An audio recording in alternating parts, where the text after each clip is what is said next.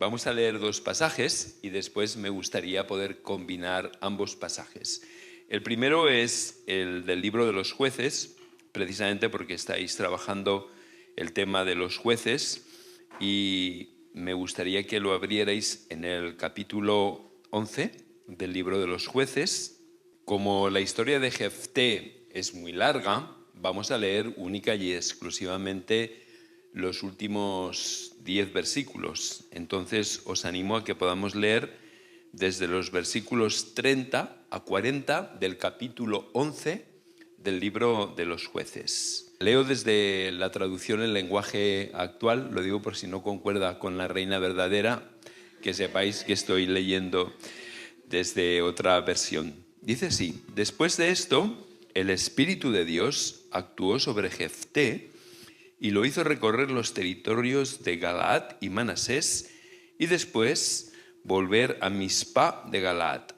De allí, Jefté fue al territorio de los amonitas, en donde le prometió a Dios: si me das la victoria sobre los amonitas, yo te ofreceré como sacrificio a la primera persona de mi familia que salga a recibirme. Es una buena promesa si es la suegra, ¿no?, quien te sale a recibir. Entonces has hecho un voto al Señor, hay que cumplirlo. Dice: Jefté cruzó el río para atacar a los amonitas y Dios le dio la victoria sobre ellos. Mató a muchos enemigos y conquistó 20 ciudades, desde Aroer hasta la zona de Minit, llegando hasta Abel-Keramín. Así los israelitas dominaron a los amonitas. Cuando Jefté regresó a su casa en Mizpa, su única hija salió a recibirlo, bailando y tocando panderetas.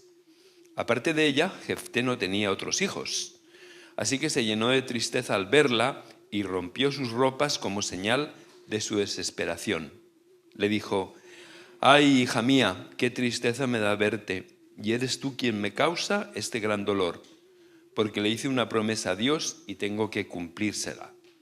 Ella le respondió: «Padre, si le prometiste algo a Dios, cumple conmigo tu promesa, ya que Él te ha dado la victoria sobre tus enemigos, los amonitas. Pero una cosa te pido, padre mío, déjame ir 2 meses a las montañas con mis amigas. Tengo mucha tristeza por tener que morir sin haberme casado. Necesito llorar». Su padre le dio permiso de hacerlo, y ella se fue a las montañas con sus amigas. Allí lloró y lamentó el haberse quedado soltera. Pasados los 2 meses regresó a donde estaba su padre, quien cumplió con ella la promesa que había hecho. Y ella murió sin haberse casado. De ahí comenzó la costumbre de todos los años de que las jóvenes israelitas dedican 4 días a hacer lamentos por la hija de Jefté. Pasaje extraño, ¿verdad? El libro de los jueces está lleno de algunos pasajes que son verdaderamente extraños. Si me permitís, y siempre es bueno leer la palabra de Dios, os pediría que ahora pudiéramos ir al libro de Éxodo, al capítulo 20. Y luego me gustaría intentar unir los dos pasajes y ver qué relación existe entre la historia de Jefté y el libro de Éxodo. Es el capítulo 20 del libro de Éxodo, es el de los 10 mandamientos, que probablemente conocéis, y me gustaría que leyéramos simplemente los 5 primeros versículos. Dios le dijo a los israelitas, estoy leyendo en el versículo 1, «Yo soy el Dios de Israel. Yo os saqué de Egipto donde erais esclavos. No tengáis otros dioses aparte de mí. No os hagáis imágenes ni ídolos de nada que esté en el cielo, en la tierra o en lo profundo del mar. No os arrodilléis ante ellos ni hagáis culto en su honor. Yo soy el Dios de Israel y soy un Dios celoso. Yo castigo a los hijos, nietos y bisnietos de quienes me odian, pero trato con bondad a todos los descendientes de los que me aman y cumplen mis mandamientos». Bien, hemos leído 2 pasajes muy diferentes. El primero es la historia de Jefté, sobre la que volveré dentro de un momento, y este es el famoso pasaje de los 10 mandamientos. Lo primero, o el primer punto que yo quería compartir con vosotros, es la invitación de la palabra de Dios a no hacernos imágenes. Y esto es algo muy, muy evangélico, ¿verdad? Si miramos a nuestro alrededor, vemos que aquí no hay ninguna imagen, absolutamente ninguna imagen. Y los que somos evangélicos, y especialmente evangélicos de tradición, de toda la vida, siempre hemos visto esto como algo que reprochar a los católicos, ¿verdad? Porque tú entras en una iglesia católica y está llena de imágenes por todos los lugares. Y nosotros a veces hemos pensado que ellos realmente son idólatras, ¿verdad? Porque tienen todas estas imágenes cuando la Escritura claramente dice que no hemos de tener imágenes. Y esto nosotros lo hemos llevado a situaciones extremas, como os digo, a la total ausencia de imágenes, no solamente en nuestras iglesias, sino también en nuestra vida devocional cotidiana. A veces ni siquiera tenemos una cruz que nos inspire. Entonces es cierto que las imágenes nos pueden llevar a adorar o a ver en esa imagen a Dios y no ver que eso es una representación de Dios, pero también puede haber un lado positivo en las imágenes. Y me gustaría enseñaros algunas imágenes que aparecen aquí.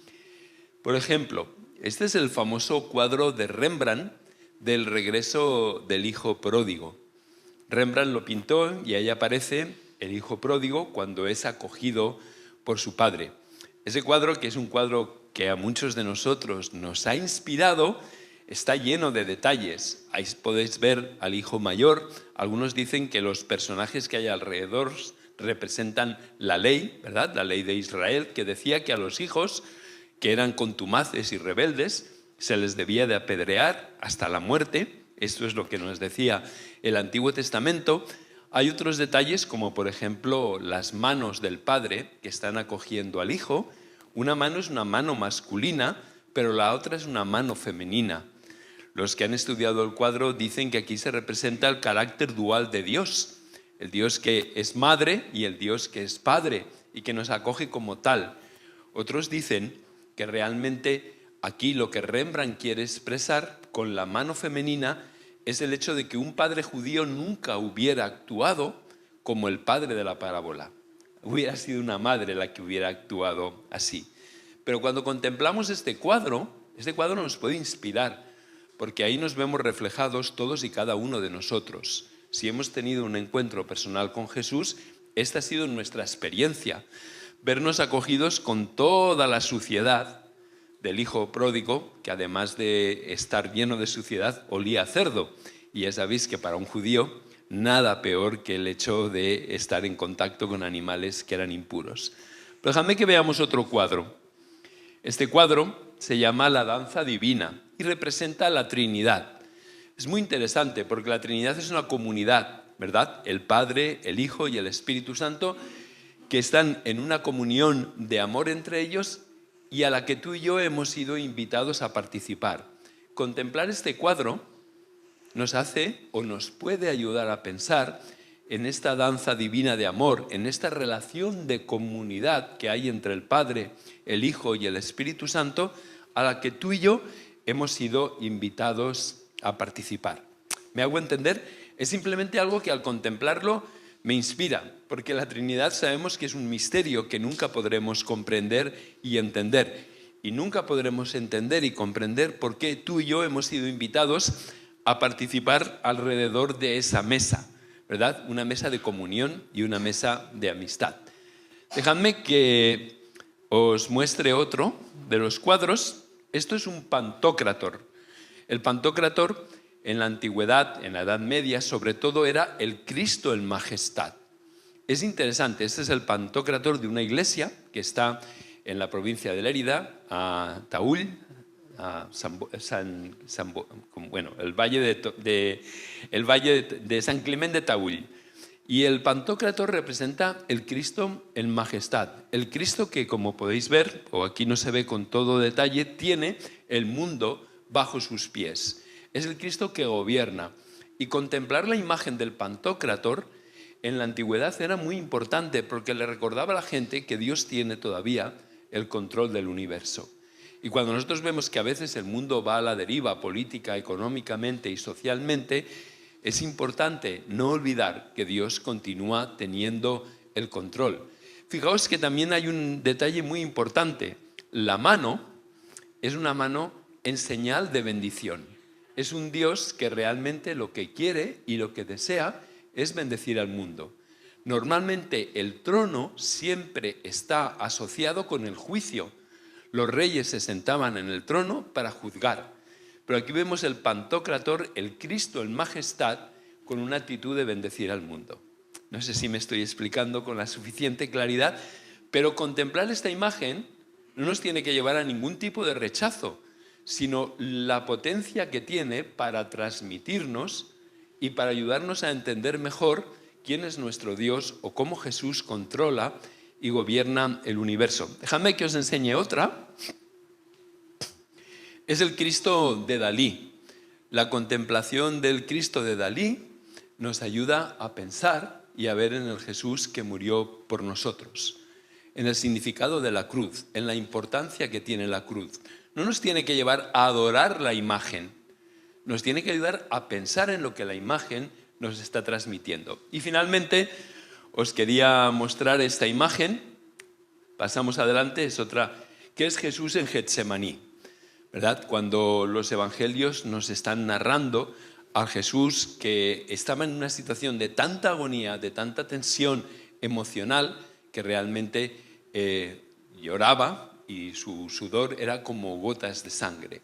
Nuevamente, esto nos ayuda a poder entender. Fijaos que en la Edad Media la Iglesia desarrolló muchísimo la importancia de las imágenes, no para que fueran adoradas, como a veces nosotros pensamos, sino pensad que en aquella época la gente era iletrada, la gente no tenía la capacidad de leer y muchas de las imágenes servían para que las personas pudieran entender los misterios del Evangelio. Si vais a algunas de las grandes catedrales de Europa, podréis ver que realmente es una escenificación del Evangelio. Vosotros podéis hacer una presentación del Evangelio y guiar a una persona que conozca a Cristo y tome una decisión simplemente en las dos fachadas de la Sagrada Familia de Barcelona. Entonces, quería hablar de que cuando la Escritura nos dice de que no nos hagamos imágenes, lo que nos está diciendo es que sepamos distinguir entre la representación física y lo que la representación física nos trata de comunicar y nos puede ayudar a inspirar o nos puede ayudar a entender mejor las grandes verdades de la Escritura. Todos tenéis un ordenador y todos tenéis un teléfono móvil y ese teléfono móvil o esa tableta está llena de iconos, ¿verdad? ¿Y qué es un icono? En la Iglesia oriental, en la Iglesia ortodoxa, un icono es algo que nos ayuda a entender una tremenda realidad espiritual que hay detrás. En la Iglesia oriental, en la Iglesia ortodoxa, en Grecia, en Rusia, en Ucrania, en Bulgaria, los iconos no son para adorarlos ni para alabarles. Los iconos simplemente ayudan a los fieles a poder entender las verdades espirituales que tratan de representar y que hay detrás. Por eso, cuando tú picas en un icono en tu celular, ¿qué pasa? Que se abre una aplicación. En el mundo oriental, cuando tú contemplabas un icono, te abría la ventana a un mundo espiritual que había detrás. Espero haberme sabido explicar con la suficiente claridad. Lo digo porque a veces rechazamos lo que desconocemos, pero sí que es importante el hecho de que nosotros no tenemos que adorar las imágenes. Y esto está muy claro en las Escrituras. Dejadme que pase al segundo punto de mi sermón, y es el peligro de las imágenes mentales. El peligro de las imágenes mentales. Fijaos que más que las imágenes físicas, una virgen, un santo o un cuadro, es mucho más peligroso las imágenes mentales que nosotros nos hacemos de Dios. Esto sí que es realmente algo tremendamente peligroso. Porque cuando nos hacemos una imagen mental de Dios, es con esa imagen de Dios con la que nosotros nos relacionamos y es esa imagen mental de Dios con la que nosotros vivimos. Entonces, fijaos, el miedo a no adorar las imágenes físicas nos ha evitado estar prevenidos contra el gran peligro de hacernos imágenes mentales de Dios. Porque la imagen mental de Dios que hay en tu cerebro, en tu corazón, es la que determina cómo ves a Dios ¿Qué expectativas tú tienes de Dios? ¿Qué expectativas crees que Dios tiene de ti? Y en definitiva, ¿cómo vas a vivir la vida cotidiana? ¿Tiene sentido lo que trato de decir? ¿Qué Dios hay en tu mente? Porque ese Dios es el que determina cómo vas a vivir, cómo te vas a relacionar con Él, y vuelvo a insistir, cuáles son las expectativas que tú crees que Él tiene de ti y tú tienes de Él. Dejadme que os muestre una imagen muy interesante. A veces nuestra imagen de Dios, nuestro Dios es un Dios Frankenstein. ¿Recordáis la historia de Frankenstein, verdad? Era un monstruo que se hizo en base a pedazos de otros seres humanos y se construyó Frankenstein. Lo utilizo porque a veces nuestra imagen de Dios es una imagen de Dios Frankenstein. Hemos agarrado un pedazo de aquí de la Biblia, hemos agarrado otro pedazo de allí, un pedazo de nuestra tradición cultural, un pedazo de nuestra tradición denominacional, un pedazo de un libro que hemos leído y nos hemos formado nuestro Dios Frankenstein, nuestra imagen mental de cómo es Dios, de cómo nos debemos de relacionar con Él, qué es lo que Él espera de nosotros y cómo Él espera que nosotros vivamos la vida. Y puede ser que tu Dios no sea el Dios de la Escritura, sino que sea un Dios hecho de retazos, ¿verdad? Hecho de retales. Es un Dios hecho de trozos de aquí y de trozos de allá. Perdón. El problema es que esto puede tener consecuencias trágicas para nuestra vida. Así que lo primero que yo os quería compartir es que la Biblia claramente nos dice que no nos hagamos imágenes. Y a veces hemos podido distorsionar el sentido de este mandamiento. La segunda cosa que os quería compartir es que más importante que una imagen física es una imagen mental. Son muchísimo más poderosas, porque las imágenes mentales son inconscientes, están arraigadas o ancladas en nuestro cerebro, pero determinan cómo percibimos a Dios, cómo nos relacionamos con Él y cómo esperamos que Él viva o que Él se relacione con nosotros y cómo nosotros debemos de vivir. Y en ocasiones, como veis ahí, esto puede tener consecuencias trágicas para nuestra vida. El mes pasado estaba en América Latina, en un país que no voy a comentar porque si no es fácil establecer relaciones. Estaba con las personas de una de las iglesias más importantes del país, una iglesia que tiene miles de miembros, una iglesia que parte de su mensaje es: si tú tienes fe vas a ser sanado de tus enfermedades. La consecuencia lógica es que si no tienes fe, si no te has sido sanado, es que no tienes fe. El pastor muere de un cáncer donde no se puede recuperar, a pesar de todos los ayunos, de todas las oraciones y de todas las declaraciones de sanidad. ¿Eso qué obliga? A que toda la iglesia tenga que plantearse su doctrina y su percepción de Dios. Porque es fácil cuando muere un miembro normal y corriente de la iglesia determinar: no ha tenido suficiente fe, no ha sido sanado.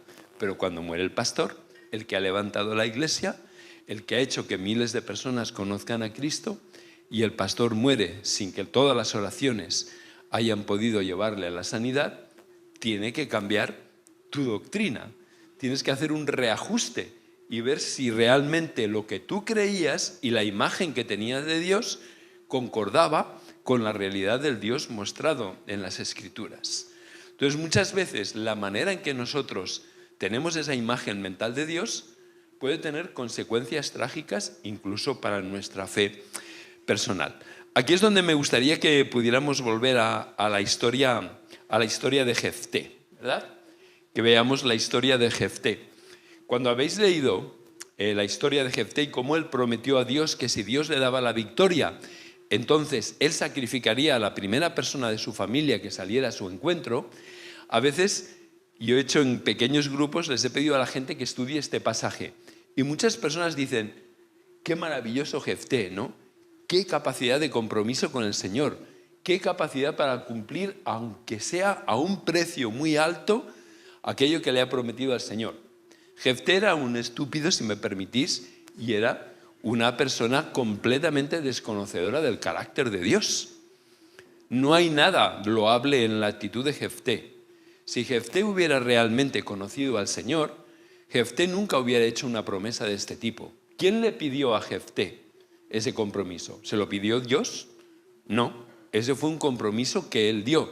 Pero ¿de dónde nacía este compromiso que él trató con Dios. Nacía de su total desconocimiento del carácter de Dios.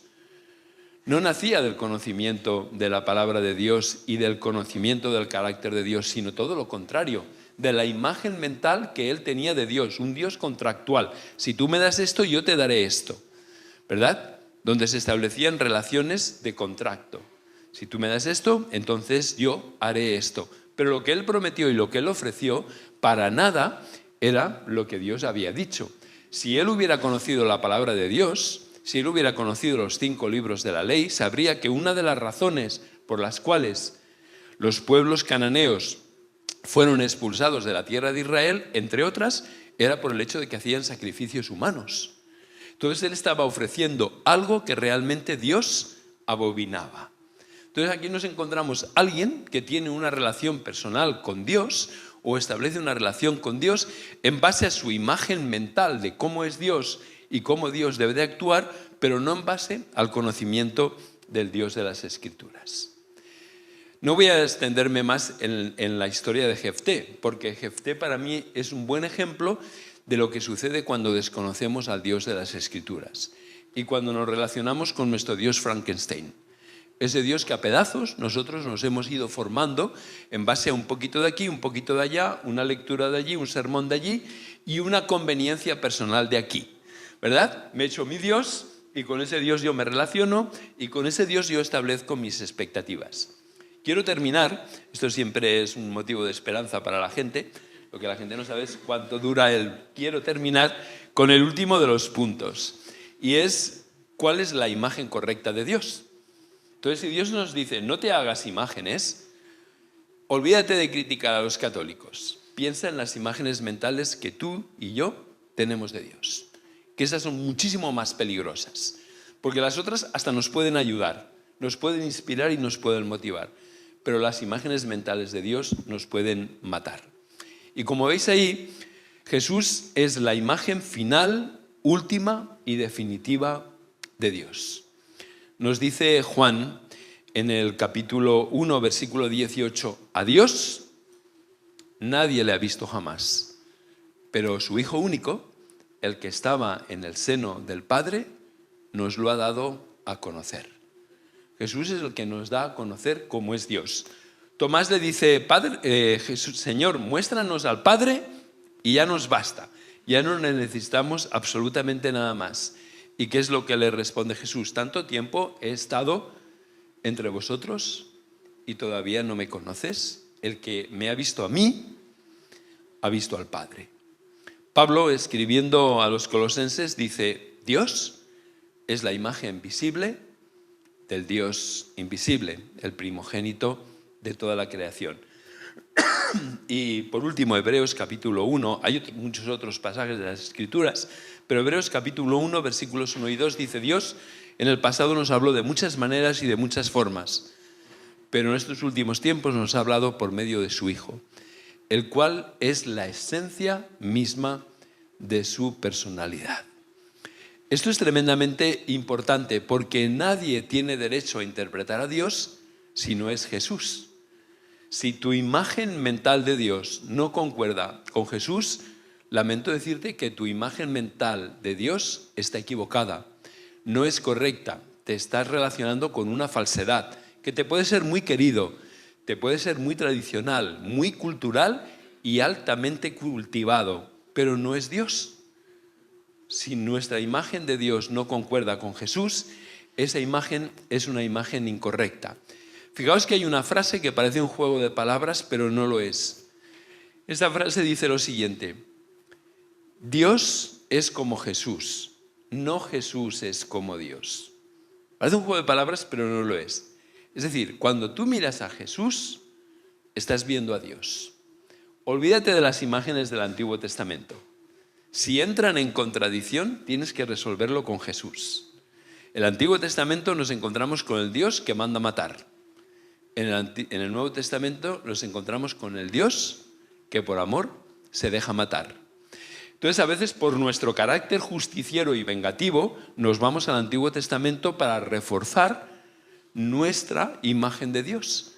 Pero lo cierto es que Jesús es si me permitís, la última versión actualizada del sistema operativo de Dios. Es la última versión y la definitiva, que deja obsoletas todas las versiones anteriores que teníamos de Dios y que las hemos de conciliar a la luz de Jesús. Y entiendo que en ocasiones es difícil conciliarlo, porque, si me permitís la expresión, Jesús es un salto cuántico en nuestra expresión y nuestra comprensión de lo que es Dios. Entonces, hemos de contrastar todas las ideas que tenemos de Dios con lo que Jesús nos muestra acerca de Él. No es que Jesús nos enseñe cómo es Dios, es que Jesús es Dios. ¿Me explico con suficiente claridad? Y yo sé que esto nos genera tensiones y fricciones, pero yo diría que son tensiones y fricciones positivas para nosotros, ¿no? Finalmente, lo que quería decir es que también Jesús nos muestra las expectativas que Dios tiene acerca de nosotros. Jesús nos muestra cómo es Dios, pero también nos muestra las expectativas que ese Dios tiene de ti y tiene de mí. Y son muy simples. La primera expectativa: si me amas, guarda mis mandamientos. Y mis mandamientos no son gravosos. Pero si os dais cuenta, la inmensa mayoría de los mandamientos de Dios tienen que ver con nuestra relación con el prójimo. La inmensa mayoría de ellos. Y esta es la segunda gran expectativa que Dios tiene de nosotros: que amemos a nuestro prójimo como a nosotros mismos. Entonces, fijaos qué interesante. Las expectativas de Dios se resumen, como el mismo Jesús lo dijo: amarás a Dios y amarás a tu prójimo. Hay una frase de Martín Lutero que me parece bestial. Y él dice: Dios no necesita nada de ti, pero tu prójimo lo necesita todo de ti.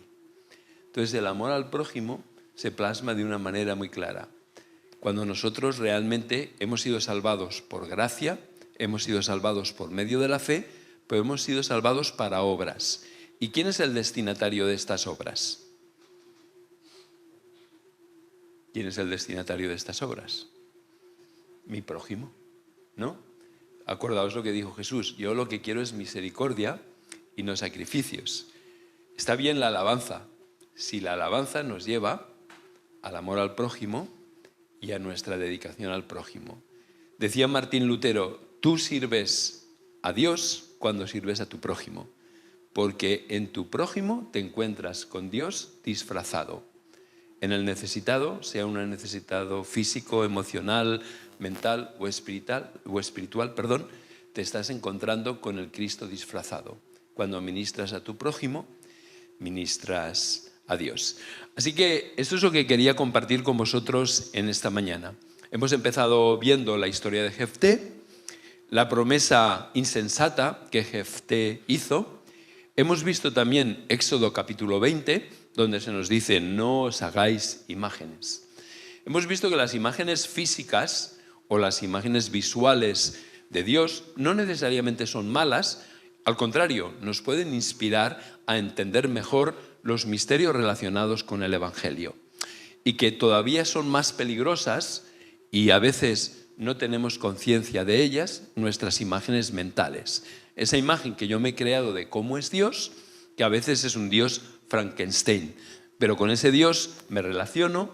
Ese es el Dios sobre el que yo he hecho mis expectativas y sobre el cual también creo que tiene expectativas para mí, y consecuentemente así vivo.